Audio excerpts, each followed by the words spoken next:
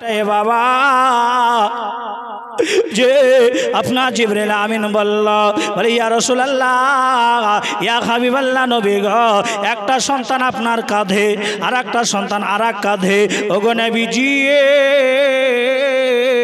আজকে যেমন ভাবে আপনি খেলাধুলা করছেন বাচ্চাগুলোকে নিয়ে যেমন ভাবে মজা করতে আছেন আমার আল্লাহ তাআলা একটা সন্তান নিয়ে খেলা করতে চান বলেন আপনি কোন সন্তানটা আল্লাহকে দেবে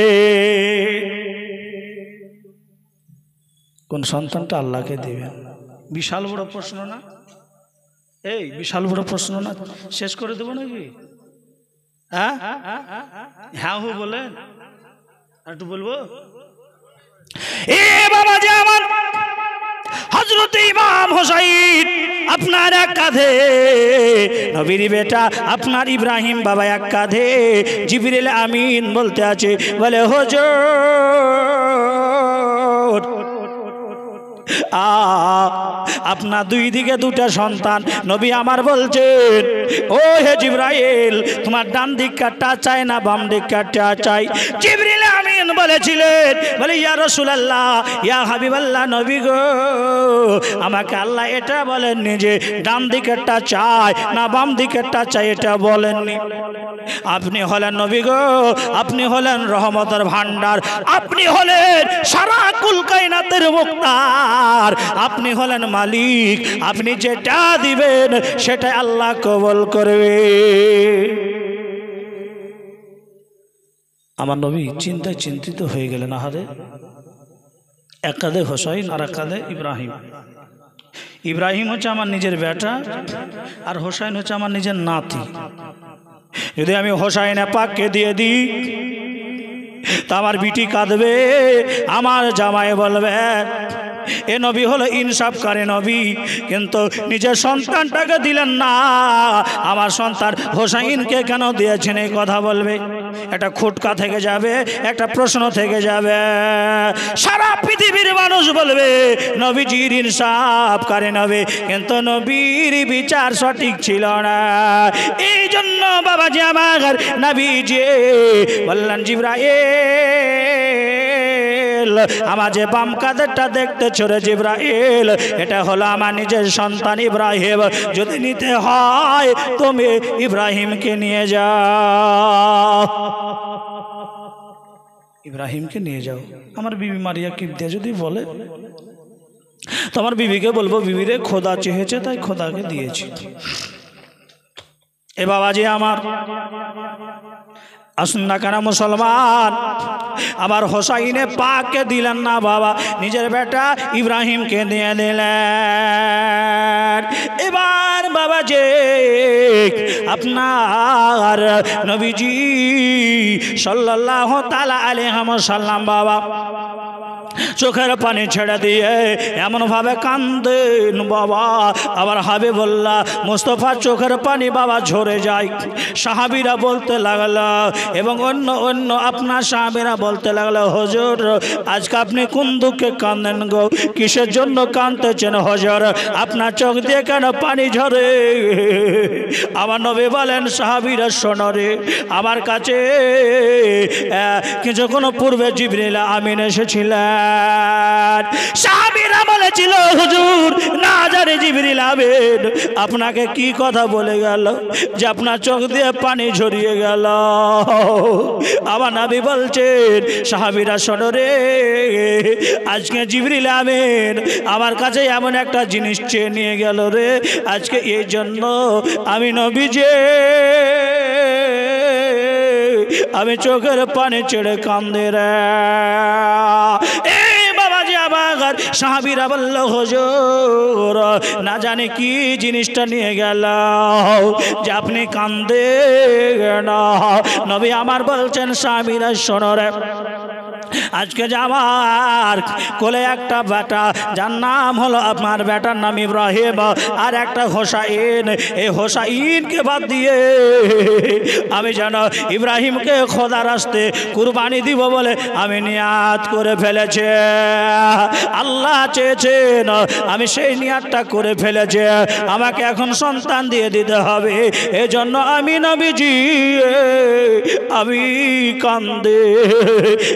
বাবাজি আবার সোনামানিকে রাগ। এবার আমার নবী বলছেন সাহাবীরা শোনো রে, আজকে আমার বিবি উম্মে সালমা যদি আমাকে জিজ্ঞাসা করে, স্বামী গো আজকে আমার বেটা ইব্রাহিম কে আপনি নাকি কুরবানি করে দিয়েছেন আল্লাহর রাস্তায়, এই কথা যদি জিজ্ঞাসা করে আর আমার বিবি যদি কান্দে, খোদার আরো যেন ভেঙে পড়বে। আমি এই জন্য কান্দি। আমার নবী জি বললেন সাহাবীরা শোনো, আজকে আমার বিবি মারিয়া কিরতিয়ার কাছে আমি একটু যেতে চাই। এ বাবাজি আমার হাবিবুল্লাহ বিবির কাছে এসে বলছেন, বিবি রে আজকে আমি তোমাকে একটা কথা বলতে চাই রে বিবি। আজকে তোমার বেটা একটা ইব্রাহিম, আজ যদি ওই ইব্রাহিমকে আমি যদি কুরবানি করে দিই, তাহলে তুমি খুশি না নারাজ? মারিয়া কিবতিয়া বলেছিলেন, বলে ইয়া রাসূলুল্লাহ, ইয়া হাবিবাল্লাহ, নবী গো আপনি যদি কুরবানি করে দেন, নিশ্চয় এটা আল্লাহর হুকুমে করেছেন। আল্লাহর হুকুমে যদি করে থাকেন, আল্লাহ যদি চেয়ে থাকে, নিশ্চয় আল্লাহ আমাদের ভালাই করবে। ইব্রাহিম কে আল্লাহ রাস্তায় কুরবানি দিয়ে দিলেন বাবা। এ বাবাজি তখন কাফেরেরা বলতে লাগলো, কি জানেন বাবা? কাফেররা বলতে লাগলো, ইন্না শানিয়া কাহুয়াল আবতার, ও নবীজি হলেন লেজ কাটা নবী, ওই নবীর কোনো সন্তান নাই বাবা। এই কথা বলতে লাগলো। আল্লাহ সুবহানাহু ওয়া তাআলা এ বাবাজি আমার যখন আমার হাবিবুল্লাহকে আপনার কাফেররা বলতে লাগলো, আমার নবী জনক আল্লাহর কাছে দরখাস্ত করলো, আল্লাহ গো আজকে যারা আমাকে নির্বংশ বলেছে, লেজ কাটা নবী বলেছে, এর বিচার আমি করব না, আল্লাহ এর বিচার তুমি করো। আল্লাহ সূরা নাজিল করে দিলেন, ইন্না শানিয়া কাহু আল আবতার। এ বাবাজি আমার আল্লাহ বলছেন, হাবিব আপনাকে যারা বলে লেজ কাটা নবী, ওরাই হলো লেজ কাটা নবী। এই বাবাজি আমার এ নবীজি আমার সাইয়্যিদুল মুরসালিন খতামান নবীর রহমাতাল লিল আলামিন। এ বাবাজি আবার ইমাম হোসাইনে পাক যেন বাবা একদিনের তারপরে ঘটনা, আমার ইমাম হোসাইন নবীকে বলতে আছেন, নবী গো ও গো নানা আজকে আমি একটি ঘোড়া চাই গো নানা, একটি আমি উট চাই গো নানা, আমি একটা হরিণের বাচ্চা চাই গো নানা। কারণটা কি? ই বাবাজি আমার হযরত ইমাম হাসান রাদিয়াল্লাহু তাআলা আনহুকে আমার নবী একটা হরিণের বাচ্চা আপনার যেন জঙ্গল থেকে একটা হরিণ নবীকে মোহাব্বত করে বলেছিলেন, বলে ইয়া রাসূলুল্লাহ ইয়া হাবিবাল্লাহ নবী গো, আমি একটা হরিণী আমার একটা বাচ্চা আপনার 2 নয়সার মধ্যে, আমি 2 নয়সার মধ্যে একটা বাচ্চা দিয়ে দিলাম, দান করে দিলাম, পুরস্কার করে দিলাম, তার একটু বাচ্চাটাকে নিয়ে যেন খেলাধুলা করবে। এই বাবাজি আমার ওই হরিণের বাচ্চাটা আবার ইমাম হাসানকে এবং হোসাইনকে বাবা আপনার যেন নবী দিয়েছিলেন। ইমাম হাসান আর হোসাইন দুটো বাচ্চা নিয়ে খেলা করছে। ইমাম হোসাইন পাক বলছে, ভাইয়া গো ও বড় ভাই হাসান, আজকে আমি ঘোড়ার আগে চাপবো। হোসাইন বলছে আমি আগে চাপবো, হাসান বলছে আগে চাপবো। ই বাবাজি আমার এই বলে তাদের মধ্যে বাবা একটা খুঁটকা বেঁধে গেল। হোসাইন পাক কাঁদতে কাঁদতে নবীর কাছে চলে আসলেন। নবীজি আমার নবীজিকে বলছেন, ওগো ইয়া রাসূলুল্লাহ, নানা গো, আজকে আমিও একটা হরিণের বাচ্চা আলাদা চাই। আমার নবী বলছেন, হোসাইন, একটা বাচ্চা আমাকে হরিণ দিয়েছিল, নিজ ইচ্ছায় আমি কেমন করে হরিণকে বলবো আর একটা বাচ্চা দিতে। ও হোসাইন পাক, আজকে হাসান যেন ওই হরিণের উপরে চেপে আরাম করে মজা করে। আজকে হোসাইন আমি হরিণের মতো চার হাত পাকে বিছিয়ে দিচ্ছি। এসো রে হোসাইন, এসো আমার কাঁধে তুমি চেপে যাও। হোসাইন পাক বলেছিলেন, না না গো, আজকে যদি আমি আপনার কাঁধে চাপি, ওই ঘোড়ার স্বাদ হলো আলাদা, হরিণের স্বাদ হলো আলাদা, আর আপনার ঘাড়ে চাপার স্বাদ হলো আলাদা। না না গো, আমার একটা যেন হরিণের বাচ্চা চাই। জোরে বলেন ভাই। আমার আম্মা জানেরা, ও আমার আম্মা জানেরা, আমার হোসাইনে পাক এমন ভাবে কাঁদতে লাগলেন বাবা, আমার হোসাইনের কান্না যেন থামা যায় না। আমার নবীজি সাল্লাল্লাহু তাআলা আলাইহি ওয়াসাল্লাম বললেন, হোসাইন যাও রে ভাই যাও, আমি তোমাকে একটি হরিণের ব্যবস্থা করে দেব। মুসলমানেরা, এ আমার আম্মা জানেরা গো, আজকে হোসাইনের জীবনে সরে যান। এই মাসটা হলো বাবা মহরমের মাস। পৃথিবীর জামিনে যখনই বাবা আমরা জীবন যাপন করি, যখন বাবা মহরম মাস চলে আসে, মহরমে দুইটি রোজা রাখে বাবা। এই যে দুইটি রোজা রাখে, এই রোজাটা আজ থেকে পূর্বপুরুষদের ওপরে বাবা ফরজ ছিল বাবা। সর্বপ্রথম সে রোজাটির নাম হলো আপনার মহরমের রোজা। এই কিসের রোজা? মহরমের রোজা।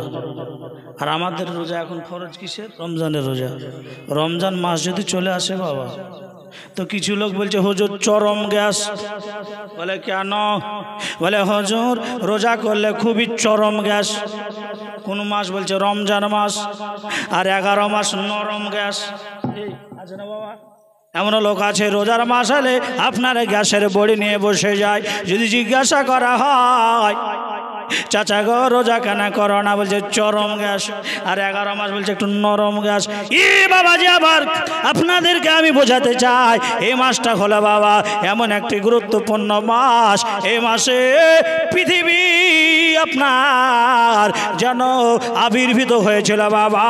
এই মাসে মহরমের 10 তারিখে আখেরে হবে আল্লাহুম্মা সাল্লি আলা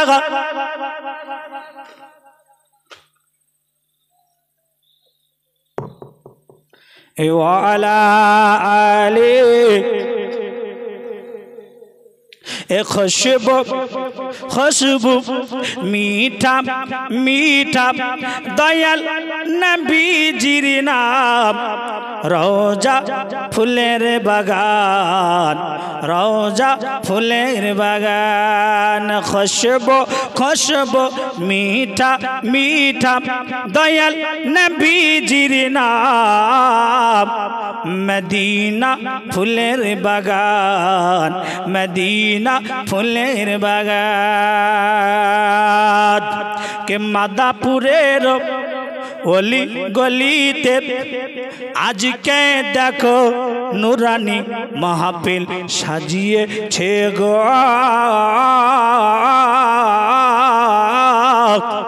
के मादापुरेर ओली गलीते आज के साजिए छे नूरी महफिल गा के बाजी में नो रानी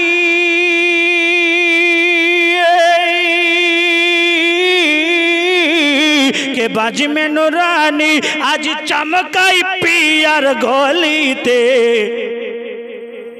एक तो सुबहानाल्लाह बोलবেন বক্তার খোরাক হচ্ছে আপনারা শুনছেন কি না, না শুনলে তো আমি ভাবো যে ঘুমিয়ে গেছেন। এক বক্তা বলছে যে আপনার সুদ খাওয়া হারাম, তো শ্রোতার মনোযোগ নেই, তো এরা শুনেছে যে দুধ খাওয়া হারাম। এরকম মিস্টেক হয়ে যাবে। একটু সুবহানাল্লাহ বলবেন না? জোরে বলেন সুবহানাল্লাহ। के खुशबू मीठा मीठा दयाल नबी जीर नाम रौजा फुलेर बागान मदीना फुलेर बागान के नजिद वहाबी केमन जाबी अमर दयाल नबीजिर सामने मुख देखाबी केमने मुख देखाबी केमने केन तोर नाम जिरोजा सबी बेकार तोर नाम जिरोजा सबी बेकार जाबी जहन्नम रौजा फुलेर बागान मदीना फुलेर बागान के खुशबू मीठा मीठा दयाल नबी जीर नाम मदीना फुलेर बागान मदीना फुलेर बागान कोथाय आछो हुजूर ओड़ा हारे एसो गो मोदेर काछे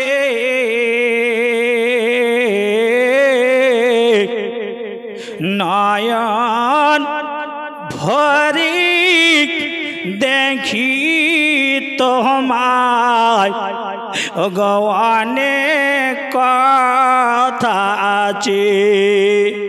गजलगुलो এই জন্য বলছি যে ওরা হারে কিছু ভক্ত আছে, আর ওরা হারে যদি গজল গাই তো রাগ হবে না খুশি হবেন? এটা বলে দিন, ইনশাআল্লাহ একটু জীবনী শুনে শেষ করব। কি বলছে কবি? কোথায় আছো হুজুর ওরা হারি এসো গো মোদের কাছে নয়ন ভরি দেখি গো তোমায় ও গো অনেক কথা আছে এ খোদার ওলি মরে না অমর চিরদিনে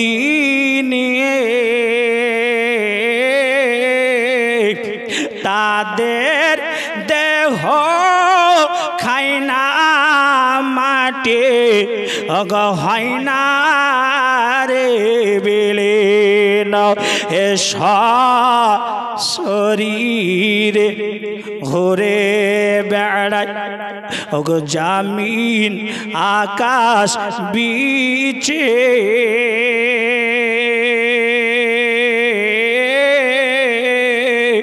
নয়ন ভরে দেখি তোমায় গো অনেক কথা আছে কোথায় আছো হুজুর ওরা হারে এসো গো মোদের কাছে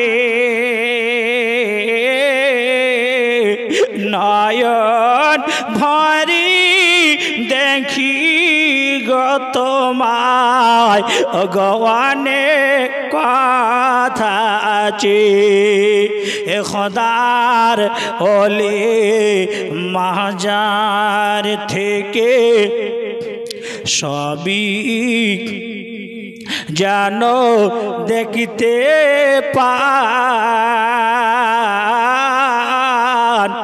গো ভক্ত দেরি মুসিবতে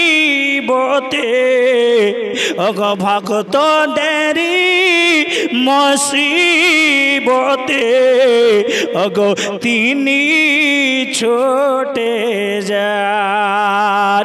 এ বাবা যে আমার আজকে অনেক লোক বলতে আছে যে পীর ধরার দরকার নেই, পীর ধরার কথা কোরআনে নেই, পীর ধরার কথা হাদিসে নেই।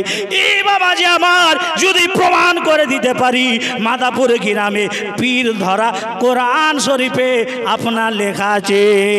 এ বাবা যে সূরার নাম হলো সূরা ফাতা, আয়াত নম্বর হলো 10 লোড করেন। এ বাবা যে আমার সূরা ফাতিহা 10 নম্বর আয়াতের মধ্যে বলা হয়েছে ইন্নাল্লাযী বাইনুকা। এ বাবাজি সামনে হাফেজ সাহেব বসে আছেন, আল্লাহ বলছেন হাবিব যারা আপনার হাতে বায়াত গ্রহণ করল তারা যেন আপনার হাতে বায়াত করলো না, আমি আল্লাহ স্বয়ং আমার হাতে বায়াত গ্রহণ করল। এর মানে কি বাবা বুঝলেন? এর মানে হলো তাফসীর দেখলে পাওয়া যায় যে আল্লাহ বলছেন নবী গো আপনার হাতে যারা বায়াত হলো, আপনার হাতে যারা মুরিদ হলো, আমার যেন হাবিব স্বয়ং তারা আমার হাতে আমি আল্লাহ তারা যেন বায়াত হলো। এই পীর মুরিদের কথা তাহলে কোরআনে পাওয়া গেল না? পাওয়া গেল না? এ বাবাজি কোরআন শরীফের মধ্যে পীর ধরার কথা আছে, বায়াত হওয়ার কথা আছে। আর কিছু লোক যদি বলে যে পীর ধরার কথা কোরআনেও নেই হাদিসেও নেই, তার মানে কি? আপনাদের দেশে আগে কুয়ো ছিল না? ইনারা যদি লাগে 15 হাত আপনার রশি, আর যদি আপনি 12 হাত নামান পানি পাবেন? পানি পাবেন না বাবা। তো তেমনই হলো, তারা ওই আয়াতের কাছে পৌঁছাতে পারেনি, এজন্য তারা আপনার পীর ধরার কথা আছে কি নাই কোরআনে পায়নি। এই বুঝাতে পারলাম তো? এ বাবা যে আমার মুসলমানেরা, তাহলে যারা এরকম আবল তাবল কথা বলে বাবা, হাদিস পড়ে না, আপনার কোরআন পড়ে না, আজে বাজে কথা বাবা বলে ফেলে, এই মুসলমান আজকে আমার হোসাইন পাকের জীবনী শুনে যা আমার হোসাইন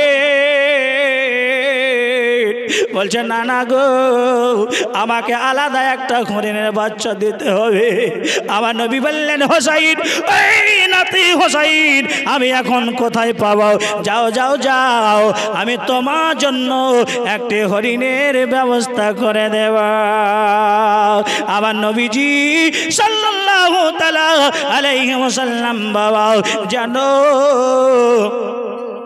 আপনার রাস্তা দিয়ে হেঁটে যায়, ওই দিকে নবীজি চোখের পানি ছেড়ে বাবা কান্দেন, আর বাবাজি ওই দিকে অবলা হরিণ আমার হাবিবুল্লাহর কান্না শুনতে পাই বাবা। একটা জঙ্গলের হরিণ নবীর কান্না শুনে বাবা ছুটে জঙ্গল থেকে বের হয়ে চলে আসলো, নবীজিকে এসে বলে আসসালাতু আসসালামু আলাইকা ইয়া রাসূলুল্লাহ। নবী গো আপনি চোখের পানি ঝরিয়ে কাঁদবেন না, কাঁদবেন না। ওগো নবীজি আপনি কিসের জন্য কাঁদেন একবার আমাকে বলেন। নবী আমার বলছেন হরিণী রে, আজকে আমি বলতে চাই তোমার যে হরিণের বাচ্চা আমাকে একটা দিয়েছ, ওই বাচ্চাটা নিয়ে আমার দুই নাতে কাড়াকাড়ি করে, তারা যেন আরজি করে যে আমিও আর একটা হরিণের বাচ্চা চাই। আমি নবীজি এই জন্য কান্দে। হরিণী বলেছিল বলে ইয়া রাসূলুল্লাহ ইয়া হাবিবাল্লাহ নবী গো আপনি কাঁদবেন না, আপনি চোখের পানি ঝরাবেন না। লুকলু ওয়াল মারজান সূরার নাম হলো বাবা সূরা রহমান। বলা হয়েছে ইয়াখরুজু মিনহুমাল লুকলু ওয়াল মারজান। আপনার হরিণী বলতে আছে ইয়া রাসূলুল্লাহ ইয়া হাবিবাল্লাহ নবী গো আপনার চোখের লোলো, আপনার চোখের পানির দাম আসমানের চেয়েও বেশি, এই জন্য নবী গো আপনি চোখের পানি ঝরাবেন না, আপনি কাঁদবেন না। ইয়া রাসূলুল্লাহ ইয়া হাবিবাল্লাহ নবী গো আমার একটা হরিণের বাচ্চা আছে, আমি ওই বাচ্চাটাকে আমি হোসাইনকে যেন দান করতে চাই। হযরতে নবী করিম সাল্লাল্লাহু আলাইহি ওয়াসাল্লাম এ যখন হরিণ এই কথা বলা, আবার ইনসাফকারী নবী বলছেন, আহারে হরিণী, তুমি যে বাচ্চা দিয়ে দিবে, বাচ্চার জন্য কাঁদবে না? হরিণী বলেছিলাম, ইয়া রাসূলুল্লাহ, ইয়া হাবিবাল্লাহ, নবী গো, আমি হরিণ, আমার চোখের পানি থেকে হোসাইনের চোখের পানির দাম বেশি, এজন্য আমি যদি কান্দি আমার কোনো যায় আসে না, কিন্তু হোসাইন কাঁদলে আমি হরিণ সহ্য করতে পারি না। এই বাবাজি, আবার হরিণ যদি হোসাইনকে মহব্বত করে, হরিণ যদি নবীকে জঙ্গল থেকে এসে বাবা সালাম দেয়, হরিণ যদি নবী মুস্তাফাকে চিনে নেয়, তাহলে এখন কিছু জঙ্গলের এ বাবাজি দুপায়া জানোয়ার নবীকে চিনল, কিন্তু আমরা বাবাজি দুপায়া মানুষ হয়ে আমার হাবিবুল্লাহকে চিনলাম না। আর গাছেতে চিনল নবীজিকে, মসজিদে চিনল নবীকে, উম্মত হইয়া আজ চিনলাম না রে, উম্মত হইয়া আজ চিনলাম না রে, চিনিল ওই বনের হরিণী। আল্লাহুম্মা সাল্লি আলা সাইয়্যিদিনা মাওলানা মুহাম্মদ।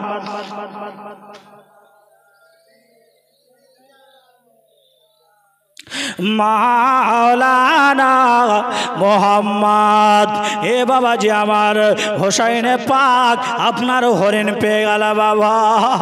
আমার হোসাইন কার নাম বাবা? আমার হোসাইনকে একটু আপনাদেরকে বাবা পরিচয় দে। আমার হোসাইন রাদিয়াল্লাহু তাআলা আনহু বাবাজি, একদিন মা আপনার ফাতেমাকে বলতে আছে, মা গো, ও মা জননী, বলো বলো, আমি বড় না আমার ভাই হাসান বড়? ওইদিকে নবী বড় না হোসাইন বড় একবার হলো, এবার আবার হোসাইন বলছে, মা গো, আমি বড় না আমার ভাই হাসান বড়? মা জননী ফাতিমা বলতে আছে, ও বাবা হোসাইন, আমি এই কথা বলতে পারবো না, তুমি বড় না তোমার ভাই বড়? এই বিচার করার জন্য তোমার আব্বুর কাছে চলে যাও। এই বাবাজি আমার, এবার হোসাইনে পাক আব্বু আপনার আলীর কাছে চলে আসলেন। আসার পরে বলে, আব্বু গো, আজকে একটা তোমার কাছে প্রশ্ন থাকলো। বলে, বেটা কি? এই আমার আব্বা জান, প্রশ্নটা হলো, আমি হোসাইন আমি বড় না আমার ভাই হাসান বড়? হযরত আলী বলেছিলেন, বেটা হোসাইন গো, এই বিষয়ে আমি বলবো না, তুমি তোমার নানার কাছে চলে যাও। এই বাবা জীবনের আমার, এবার হোসাইন নবীর নিকটে চলে গেলেন। যার পরে বলে, নানা গো,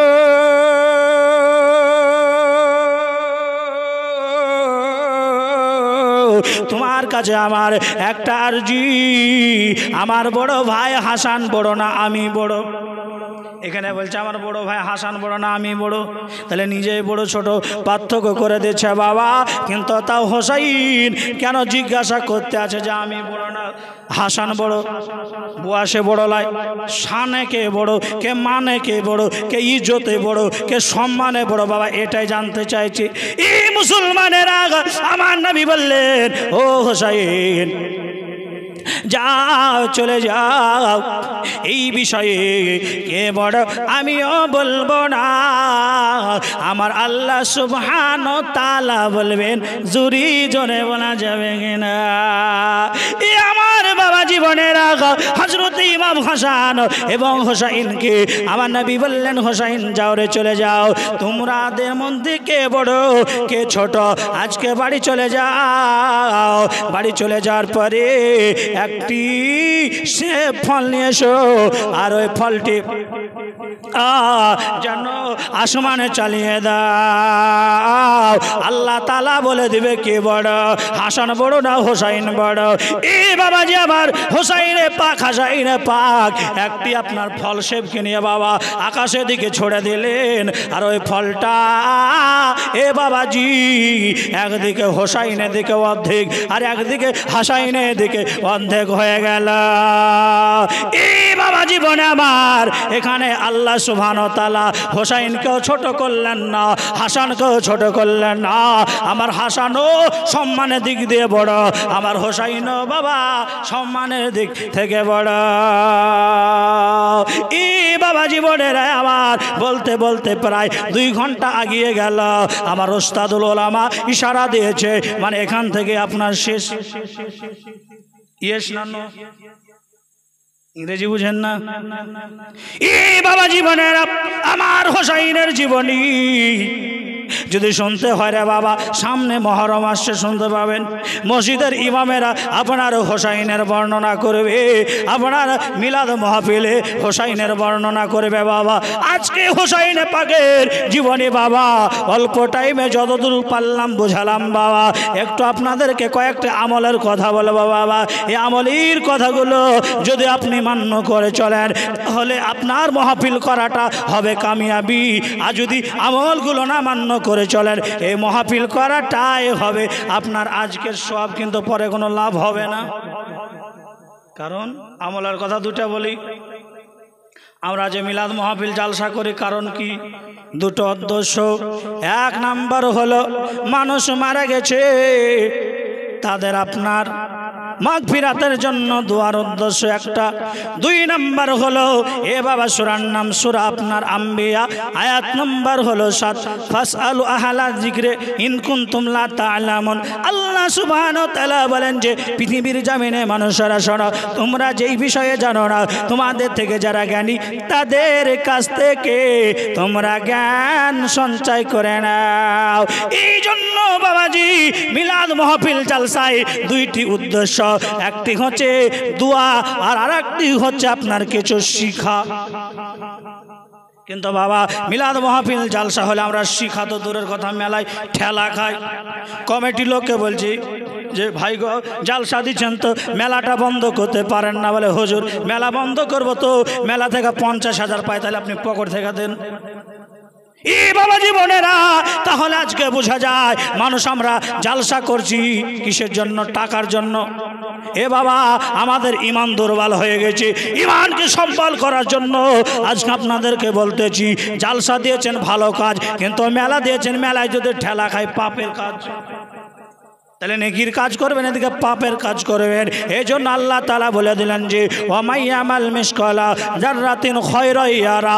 এই পৃথিবীর মানুষেরা তোমরা শুনে রেখে দাও, পৃথিবীর জমিনে যা তোমরা ভালো কাজ করবে আমি আল্লাহ কিয়ামতের দিন তোমাদেরকে জাররা জাররা হিসাব বুঝিয়ে দেব। এবং বাবাজি ওয়ামাইয়ামাল মিসকালা যাররাতিন খায়রান ইয়ারা, পৃথিবীর জমিনে তোমরা যত খারাপ কাজ করে এসেছ কাল কিয়ামতের ময়দানে তোমাদেরকে জাররা জাররা পয়েন্ট টু পয়েন্ট হিসাব বুঝিয়ে দেওয়া হবে। এ বাবাজি আজকে মাহফিল শুনে আপনাদেরকে বলতে চাই বাবা, জুয়া খেলা হয়েছে পাপ, মদ খাওয়া হলো পাপ, আপনার বাবাজি মানুষের সঙ্গে খারাপ ভাষাতে গালি দেওয়া পাপ, মিথ্যা কথা বলা পাপ। আজকে মাহফিল আপনারা করলেন, এই কথাগুলি যদি বাবা আজকে আমল করেন কাল কিয়ামতের ময়দানে এই কথা আমল করার জন্য আপনার পাপের আপনার খাতা যেন আপনার বন্ধ হয়ে যাবে। আর যদি বাবাজি আপনি নেকির কাজ করেন, হুজুর বলেছেন যে আসসালাতু মিরাজুল আসসালাতু মিফতাহুল জান্নাহ, নামাজ হলো জান্নাতের চাবি। যদি বাবা নামাজ পড়ে নেয় তাহলে আপনাকে জান্নাত খুঁজতে হবে না, জান্নাতের চাবি আপনার কাছে চলে এসে যায়। এই বাবা জীবনেরা আজকে আমল শুনুন বাবা, তারপরে আপনি পৃথিবীর জমিনে জীবন যাপন করেন বাবা। মারা যাবেন, মারা যাওয়ার পরে বাবাজি যদি আপনার আমল থাকে আমলই হবে আপনার জন্য কবরের সাথে। আর বেনামাজি কেন আজি, বেনামাজি কেন আজি, নামাজ তুমি পড়ো না, নামাজ তোমার সঙ্গের সাথে, তাও কি তুমি বোঝো না, তাও কি তুমি জানো না। সর্বপ্রথম আসবে ফজর, সর্বপ্রথম আসবে ফজর, ফজর পড়ল যে যোহনা, ফজর হবে পায়ের খড়ম, তামার তাপ তো লাগবে না, তামার তাপ তো লাগবে না। বেনামাজি কেন আজি, বেনামাজি কেন আজি, নামাজ তুমি পড়ো না, নামাজ তোমার সঙ্গের সাথী, তাও কি তুমি বোঝো না।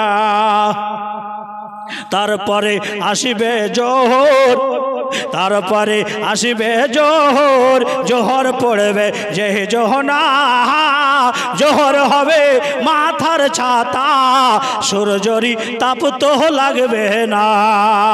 জোহর হবে মাথার ছাতা, সূর্যর তাপ তো লাগবে না। বেনামাজি কেন আজি, বেনামাজি কেন আজি, নামাজ তুমি পড়ো না, নামাজ তোমার সঙ্গের সাথী, তাও কি তুমি বোঝো না। তারপরে আসবে আসর, আসর পড়বে যে যোহনা, আসর হবে রেশমি রুমাল, মুজিবে গায়ের পাসিনা, মুজিবে গায়ের পাসিনা।